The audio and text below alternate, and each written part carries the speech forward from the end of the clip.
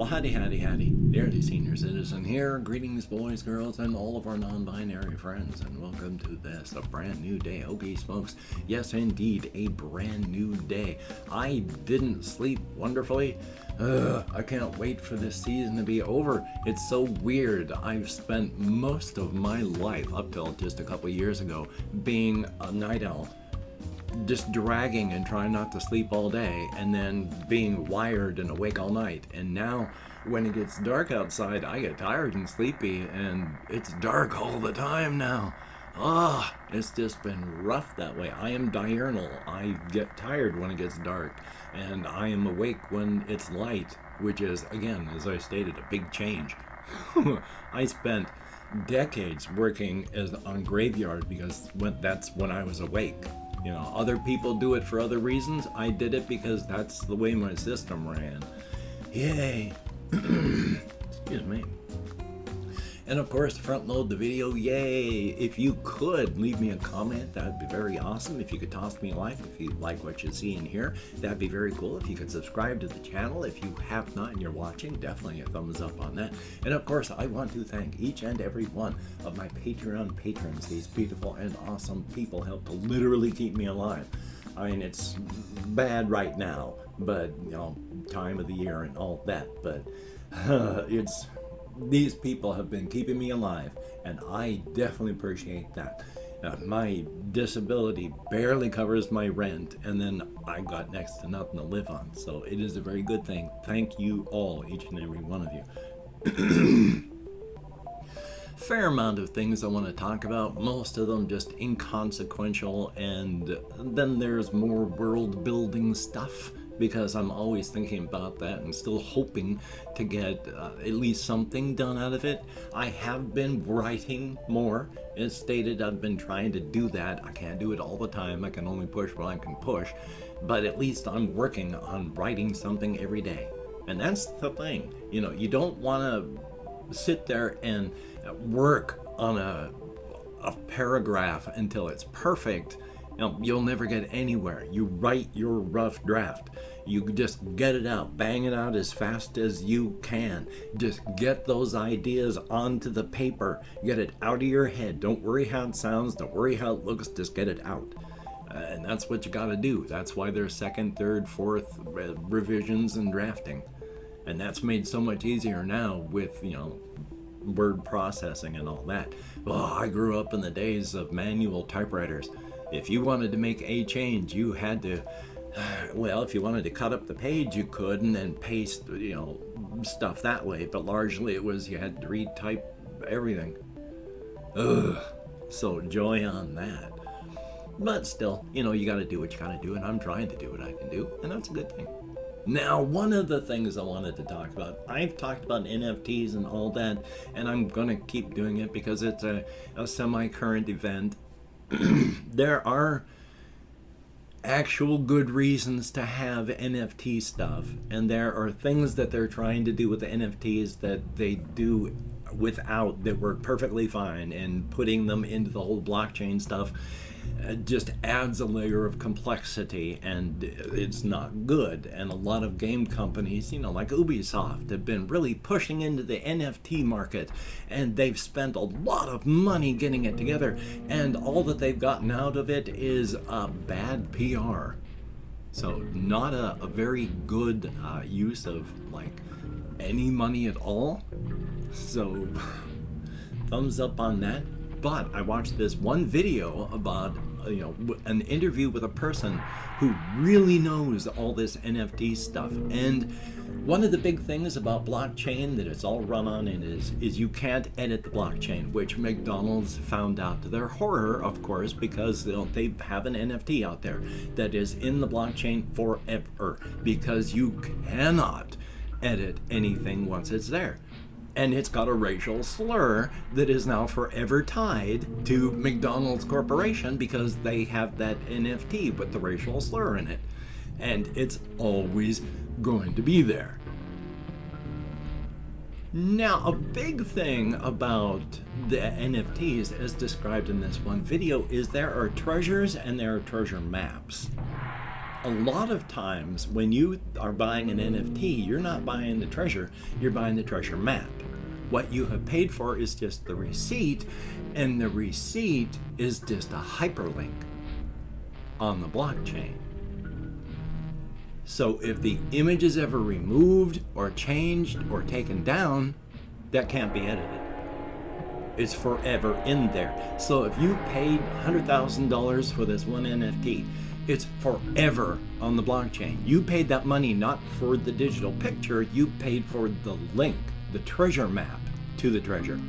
And if the people that have that decide to put a picture of a rotting pickle on it, you have now paid for a link to a picture of a rotting pickle. You didn't buy the digital thing, you bought the link. And apparently, the large bulk of all these purchases and sellings are of the links, not of any digital artwork. You're buying the link. You're not buying the treasure, you're buying the map to the treasure, and that's all you get. You don't get the treasure, you get the map to the treasure. So if the treasure ever changes, oh boy. There is money to be made. Unfortunately, the money is made by the people with money scamming the people without. So it's not for normal folk. If you're already dabbling in NFTs and you aren't a millionaire, you're in the wrong business. But that's it. I mean, I'm fine. I think it's stupid, all the stuff that's going on, especially since, art is supposed to, one of the things that make art rare is it's rare. And if you're just buying a hyperlink, you aren't even buying anything that's possibly rare. And digital art is, you can make 1 million copies of it and it's all identical. So, but, let's see. The other thing was, I am still angry at Bethesda. Yes, they're making a lot of money, and they're making a lot of money on Skyrim and all this, and the thing that makes me sad, I was watching a video about why Skyrim is a good game. I don't agree, but it's for different reasons. They said Skyrim is a good game because Bethesda doesn't make games with stories, they make games that are fun to explore. So you're playing Skyrim to go exploring and seeing what they shoved into the landscape and all that, not to try and follow the story. And that, like I said, really makes me sad, because one of the reasons I got into the whole Elder Scrolls was the story. Arena was goofy. Daggerfall was amazing. Primitive, hard to play, amazing. Morrowind is astonishing. They had big-time writers and big-time people that really worked conceptually and hard on a bunch of stuff. They also had a guy called Todd Howard that they had to work to force down, because he just wanted to make it into a, hey, let's just have it so you pick something up and you smack stuff and you feel good, whereas they wanted to tell a story, so they had to keep stepping on Todd Howard. I love Morrowind. So much of that is story-based, and the entire story parts of it I have broken down in tears when presented in the situation. Yeah, it's a good video game, and part of the video game story is in Daggerfall, as it turns out, what you're trying to do is get the controlling part for what is basically a giant mech. A giant magical mech that the Emperor is going to use to stomp on his enemies. And that's it. It's a giant mech. A gigantic magical golem. And it stomps on enemies.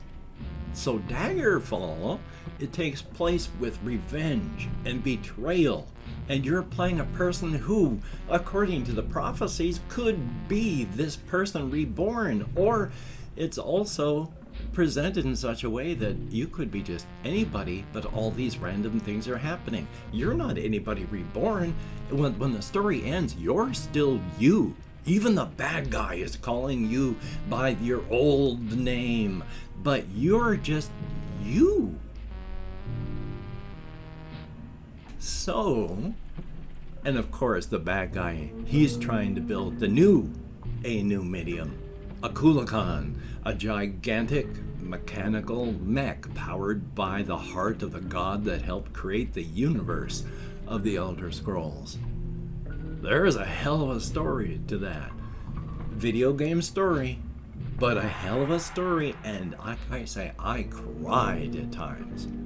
So, once all those people left, and Todd Howard, who once again, his big thing is he wants you to pick up an axe and feel awesome. Whereas the kind of game I like is you pick up an axe, feel awesome, run at someone because you feel awesome, and you better start rolling up a new character because you're just a corpse rotting in a ditch. You're a clown who just picked up an axe. You've been on a boat for a couple of months.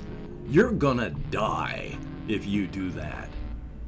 You don't pick up an axe and then suddenly, oh, I guess I am Conan with no training. So I don't like where they went once Todd Howard took over. The story behind Oblivion was less than thrilling, and then I gave up in Skyrim. I don't play Elder Scrolls games anymore. If Bethesda doesn't care about their game, and they don't, why should I? But of course, a little bit of world building, I am hoping. Because there's a whole bunch of stuff that I have been thinking about with the whole inside and outside and such, because there is that big flow of energy, and the whole razor's edge as an idea is a razor's edge, but it's not like, a literal razor's edge. And there's no real direct physical way to travel to any of these places. After all, if you're on the outside and you're near a door, if you're not using any of the glamours, then you can make a conscious decision. If you have the sight to not use them, then you will never see anything but just where you are. And I'm writing about this one door that's in the southeastern United States. And it's just that. But if you start wandering upstream, no real thought in mind, because there's a flow of these energies in both directions. That's why there's a razor's edge. From the inside, flow out of energy. From the outside, flow inward. If you just have nothing in mind, you will eventually get nudged by glamours, because they're there. Those flow of energies leave stuff behind, and glamours, glyphs, signs, symbols, whatever you call them, they are there because of all these energies, and you can get nudged, and then the next thing you know, you've just been wandering around in one of the southeastern United States, but now you're taking path up this one side of a snowy mountain.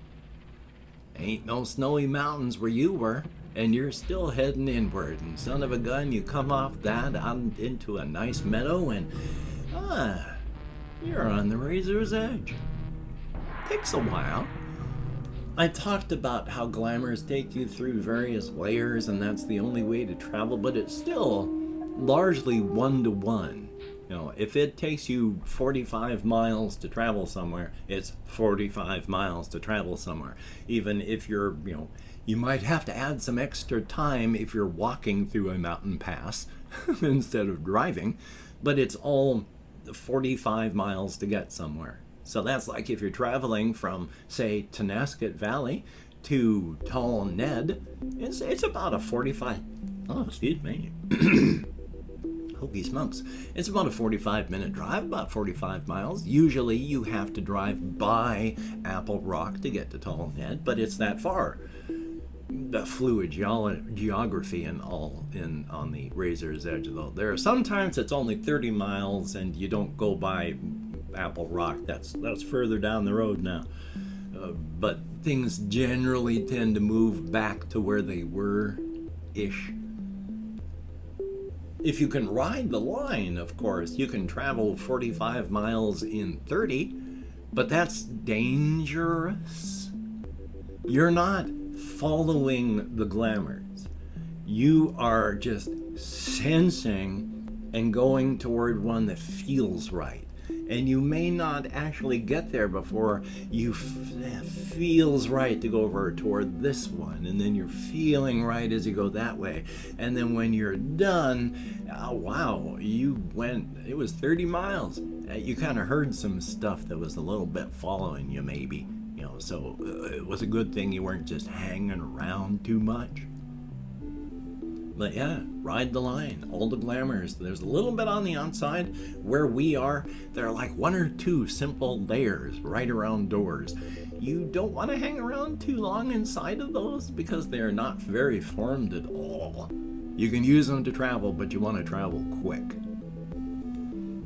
And I've opened up 24 hours, I hope, worth of comments. My community tab, going to go through and thank however many people have left me comments. Oh, I did. Good. There have been a long time since I've had 25 comments or more, but anything more than 0 is awesome. Thank you so much. And if I mispronounce a username, I'm an American English speaker, and even though I got American Sign Language, I try to, with my depression, fibromyalgia, insomnia right now, and depression with the seasonal affective disorder, I have terrible, terrible memory. Believe it. So we have Miku, thumbs up and thank you. Matthias, HJERTQUIST, thumbs up and thank you. And then we have Ashk BENOIT, thumbs up. Mr. Keith, greatly appreciated. There is hello, thumbs up. Noah, GENE with an accent, VE Brown, thumbs up and thank you. Dean Kakakawe, I'm nowhere close, but thank you. There is Beast Gamer, greatly appreciated. Randy Tobin, well, hello from Shelton to someone in Olympia, thumbs up and thank you. Ice Damon, greatly appreciated. And Janet B, thumbs up. There is Ben B, greatly appreciated, and that is it. 12 people who left me comments in the last 24 hours. Thumbs up and thank you. You get me out of my head and into the world and dealing with real people, if only for a short time and only in text, but it is appreciated. I don't know what device you're watching this on, so I don't know where the show more for the video is, but inside I have all sorts of links. Like there's links to all my other channels, my creative channel, my reaction channel, my gaming channel that I'm still not sure what I'm going to do with. If you could check those out, it'd be awesome. And I have links to things like my Twitter, Facebook, Patreon, and again, I do want to thank each and every one of these beautiful and awesome people for helping to keep me alive. I mean, literally, I don't make enough money after my rent to buy food and to buy food for my pets, and these people help to keep food in my belly and to keep food in my pet's belly, and that is appreciated. No end. Thumbs up and thank you. Oof. If you'd like to help me out without becoming a patron, I do have a PayPal link, and I'm not above grubbing for your spare change. When you got next to nothing, anything helps. And if you'd like to help me out without sending money, I do have a PayPal, an Amazon wishlist link with things like cat food and hamster bedding. So if you could check that out, that would be very awesome. Thumbs up and thank you. Of course, do not feel obligated. I do not feel entitled. And if you cannot or you do not donate, I do take all good wishes and I do deposit them in the bank of my heart, where I do draw interest. A thumbs up. And of course, if you could toss me a like, I do appreciate all the positive validation I get from my existence. A definite thumbs up. And of course, if you could hit the notification bell on the subscription button, that would be very cool. A definite thumbs up. And of course, I like to end inspirationally. These are a good foundation for life, seeking creativity, positivity, and balance. But as a foundation, they're not the only things, and you don't want to stop there. Find a good foundation for yourself that is positive for you and others, and then build upon that. Definitely a good thing. And health-wise, hokey smokes. In the United States, of course, as well as everywhere else, the Covfefe bug is raging and mutating, and those variants are spreading. So if you don't have to go out amongst others, please don't. If you do, try your best to maintain your social distancing. Please wear a mask. They work. Try not to touch your face. Wash your hands often. Get a vax if you haven't. Get a booster if you can. Don't become an early statistic. Don't suffer a lifelong debilitating disability. Take care of yourself and be smart. It's not political. It's a disease. So, until we meet again, you take care. Have a great day today. I will see you on the flip side. And that is, in my book, a very good thing.